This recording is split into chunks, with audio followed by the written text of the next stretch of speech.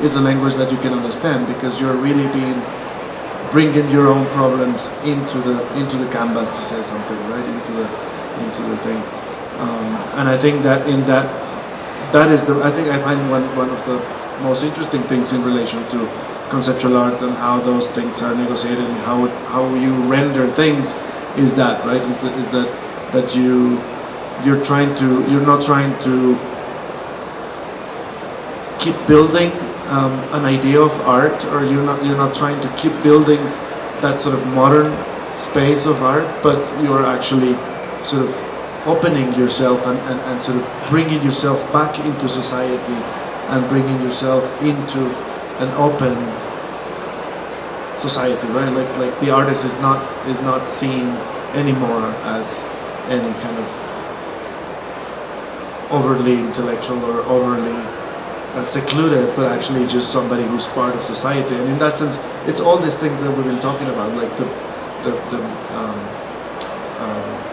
mass production of objects, or the public space, and all those things is what actually activates those ideas of Solowit, or that. I mean, it's not to credit just Solowit, but he was able to put it in black and white. But there were many discussions that just kind of were catalyzed in that text.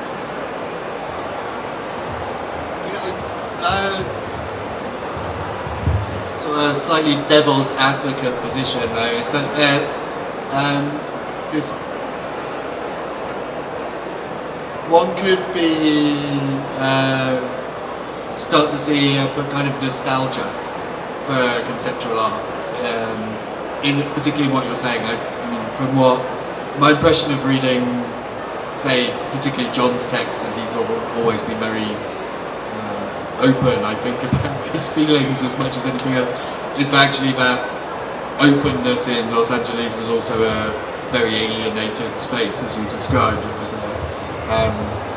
to be seen as an artist at all in Los Angeles in the 70s was quite difficult. And I just again to try and move more towards your own work. In both your cases, I think there's a kind of a fine line between a certain kind of nostalgia for art of the past, which is generative. You're looking back at work which, I think there is a kind of constructive nostalgia in that. But also a kind of indication that things may have been rendered slightly redundant. I mean, two quite different positions, but actually, no, they're very connected. They're kind of deliberately making the mail of a gallery redundant, even more redundant than it already was, by one of Mungo's pieces is to stop picking up the post that gets delivered to the gallery over the period of the exhibition, and it just piles up. But mail itself is a slightly redundant form of communication, so stopping the emails would possibly interfere more with their daily running. Or also, Mario, the works I recently saw at Fifi, which are the telegram works, which they either arrive on the right day and then they're at work, or they arrive on the other day and they're not. But it's a kind of entering into a kind of, it's a very conceptual art logic, yet it's operating not in what was then the living communication channels, but it's deliberately relating to a post or telegram, which is a slightly archaic form. So I'm kind of curious to know if you think there's an element of nostalgia in your work that you are actively using, or an engagement in these kind of like redundant ideas and finding out how they can be re-energized. Is that something, or is that something that doesn't really feature in your production? Well, I think that maybe one interesting thing is one way to deviate your question is to try to, I try to sort of narrate how I actually came to conceptual art, and I think that, more than the fact that there was, the information was starting to be available at the time when I was studying, I think it's important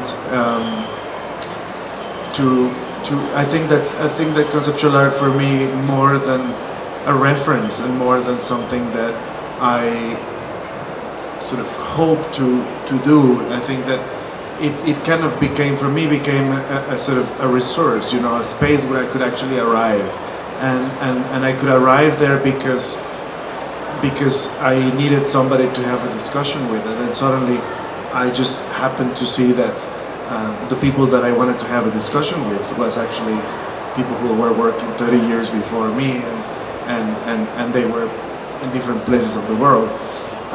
But the reason why I wanted to get there is because when I started to work, or the sort of milieu of space, that sounds kind of historical, but you know, I was studying in Monterrey in the north of Mexico, and the things that I was seeing in museums and the access I could have in magazines or whatever was not what I was interested in, and it was really mainly a lot of works that got attention, and that got artists who got shows were very expressionistic ideas about art.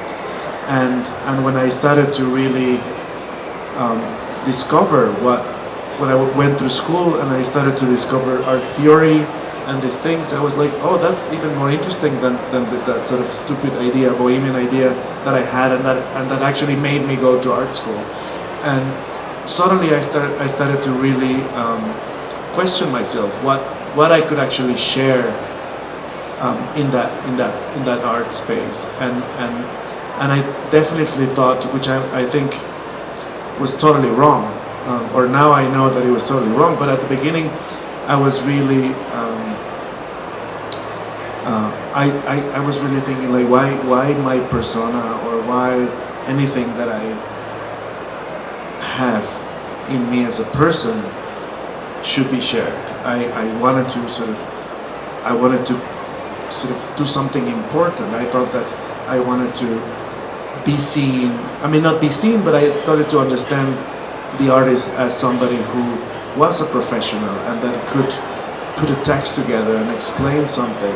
And it was a real profession, and not just somebody who sort of was going out of the profession and becoming this sort of bohemian character. So I really thought my work should be something quite theoretical, or like ideas had to be very clear, and that's how I sort of ended up looking at conceptual art books, and I started to think, oh, those guys are my reference, and they're my only way out of this space where all the artists around were thinking something totally different. I had to defend myself against the professors with those books. So kind of more than sort of emulating that, I think it was a sort of place to arrive to, and a place where I could live and have that conversation. So that's how I think that maybe I have definitely used mediums that sort of call for that, but I think that somehow, in a way, you know, I've done slideshows and films and things like that, but I think that somehow more than, I think that maybe it's kind of stupid to think about it in that way, but to me was that it was like, you know, I'm doing this thing 30 years later, but I don't care, you know. I want to be part of that conversation, which happened somewhere else. So in a way, to me, it felt like it felt like an active space. It's not a space that happened before, but it's just a space a time that happened before, but at the same time it's still active, and it's still, or I pretended to, in order to have that discussion. I think that's so interesting, to be in a position of needing to defend it. I was in an environment that was much more supportive, and I ended up working with John himself, but it must have been much more challenging. But sentimentally, I agree. Part of why I was struggling in the traditional arts is that I didn't want to make work about myself as a person or my biography, or none of that seemed. I wanted to make work about the world that I saw out there, and make connections out there. And when I discovered conceptual art, that seemed like the place where you could do that. And of course, many of these lines have blurred by now. Back to your earlier question, I mean, conceptual practices are so embedded in process now, and all the art in this room is informed by conceptual art, whether it knows it or not, right? And there are all kinds of hybrids. I've been working on a project in the studio that I tried to produce very conceptually and was very dissatisfied with the results, so I'm doing it by hand, simply because the idea needs to be properly realized. There's always this thing from John, if you think about him standing in front of the tree with wrong under it, this sort of the perversity of doing the dumb thing, of doing the thing that's not in the rule book or that the rule book tells you not to do. And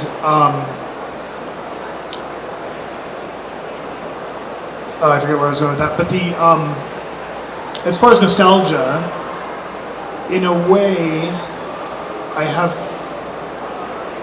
the place that I have nostalgia insecurity sometimes is not particularly about conceptual practice, but about analog things.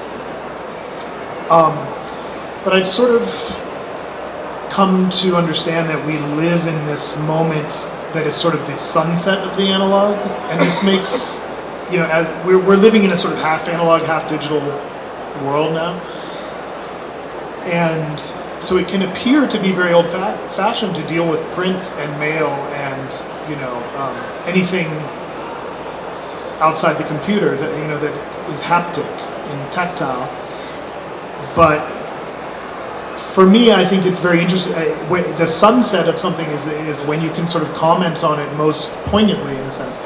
And so when you look at I made a film of Margot Levin's Rolodex. Margot Levin was my art dealer and was also John's art dealer in Los Angeles until 5 or 6 years ago. And at one point, as soon as I made it, I wanted to show it to Mario because I knew he would, just like me, see this Rolodex sitting on Margot Levin's desk full of the names of all these artists and collectors and curators and writers, but also electricians and florists and security, the alarm person and so on, and see an art history book. And that was certainly how I looked at it. But then to make a film of it, I made a stop motion film, which was once again to sort of make it entertaining, to make it fun, and put it through another filter. And so I agree with you, it's a danger, and it's something I think about. But I don't feel personally particularly enslaved by those old practices.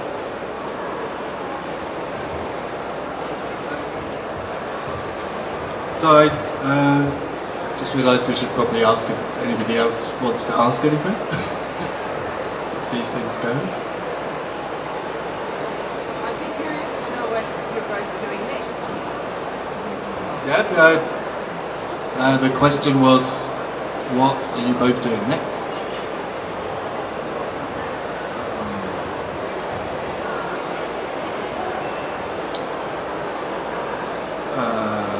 Well, I don't know.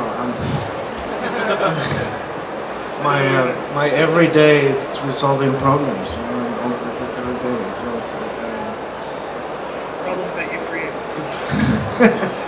yeah. I mean, I'm working hard on sort of bringing my persona into the work. I realized that it was a very stupid thing to do throughout the years. So I'm really, I think that sort of coming back to what we were saying at the beginning, I think that more and more those processes and those things that one is trying to resolve are, I think, more and more in the work and more transparent. And I think, and so it's very hard to answer one specific question. I think that the way that you resolve problems and the way that that sort of thinking and resolving what you're thinking goes in many different ways, and there's no clear or I don't want to have clear answers to anything. It's just sort of keeping the discussion interesting for me in a way.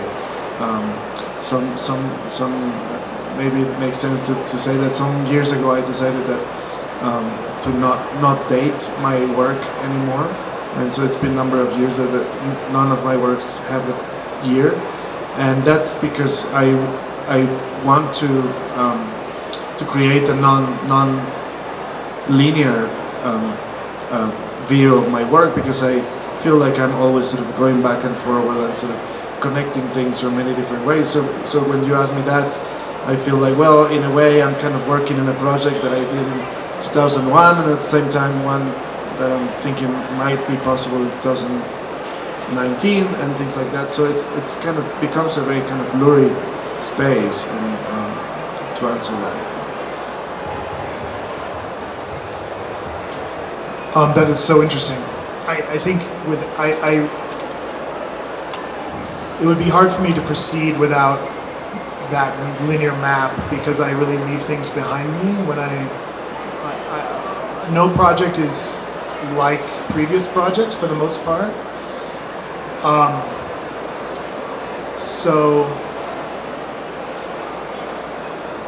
But that said, I think there is a lot of value in circling back, and I've, in the last maybe 5 years, begun working more serially, which I hadn't done until I came upon a project that was iterative. It needed to see multiple different iterations for it to have meaning in a broad way. Just to do it once would be merely a gesture. For it to be followed through on, like the rest of the projects are, it needed to be iterative. So that then became serial, and then that opened my practice to other serial things, and which starts to put me in the territory of more traditional artists who make their monochrome series or their whatever, and that has been interesting, and that has led to, well, not led to, because all American artists are always already in this. It's interesting and maddening and fun, but it's nothing they teach you in art school. And meanwhile, I'm working on more stop-motion films, and these are, again, getting closer and closer to some sort of expressive practice, and they're taking years, but I'm very deeply attached to them in a way that I am not always with projects, where I sort of try to stay at a kind of conceptual remove so that I can make decisions that are best for the work. Now I feel I've done that enough that I have confidence in my decision making, and so I can sort of go down this weird rabbit hole of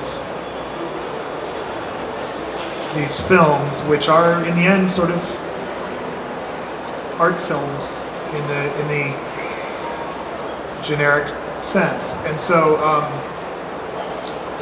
that's my next few years, probably. I mean, I think that maybe it's something to discuss or to bring. I don't know how much time we have, but it's kind of funny that we had a show together just recently. I mean, I've been working for like 15 years, and it felt like now that we saw each other in LA, I thought it was interesting that at some point we were in many shows together, and then suddenly not. And now it was really nice to sort of see that again, because I think sort of in terms of history, and in terms of, not of history, but in terms of how things develop, and when it's interesting to see maybe that people, conceptual ideas, there was a moment where many of us were very much interested and obsessed about specific moments and specific information, and then suddenly we all sort of took what we could and managed to go a different way and sort of develop those ideas, and it seemed interesting to sort of go back and think that now we talk about narrative and stories and whatever, and it's a very difficult show to put everybody together in the same boat, but it's kind of interesting to see that maybe those things sort of come back at some point, and sort of you meet again, and then suddenly maybe we can depart from that, and to think that's actually the development of what's happened in conceptual art. And I mean, I think you're very right to say that 95% of what's out there really comes from specifically those ideas. It's this kind of navigation. I find it really interesting, and how where those thoughts come back together and what they have become. I think there is a myth that the artist sort of drives their own career, but actually your body of work is produced as much by the incidents of your life and your family and your travels and your, the relative attentions of the field and money and all that sort of stuff, and it becomes this kind of journey that takes you maybe away from some of the central ideas that informed you when you were younger, or you become materially transfixed by something seductive and you go down this other road, but maybe you come back, and and I think Baldassare is an interesting model for that, because he was initially hired at CalArts in the painting department, and then quickly, pretty soon he was burning all his paintings. So I think there's a way that we are all shaped by external forces, and that is visible within our work. And it's interesting to come back together, as you say. I recently came upon an essay that you wrote about Michael Asher and the Kunsthal Bern piece, and we didn't really get into it, but I think there's a really interesting sort of sideways hourglass diagram to be made here, where you were Michael Asher's student in the secondary iteration of Post Studio. I was John's student in his secondary iteration as a teacher, and you referenced John and I referenced Michael, but I probably spent 5 minutes with him when he was alive. My piece at the Whitney, the Coat Check Chimes, was really informed by the Kunsthal Bern piece. So this language is sort of embedded in us, and sometimes I would say we speak it more articulately than at other times.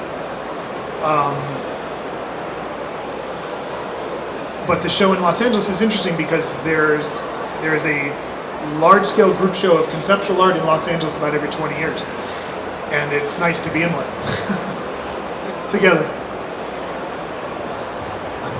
Okay, I think we've run out of time, so thank you both to Mungo and Mario for coming to speak today, and thank you all for coming.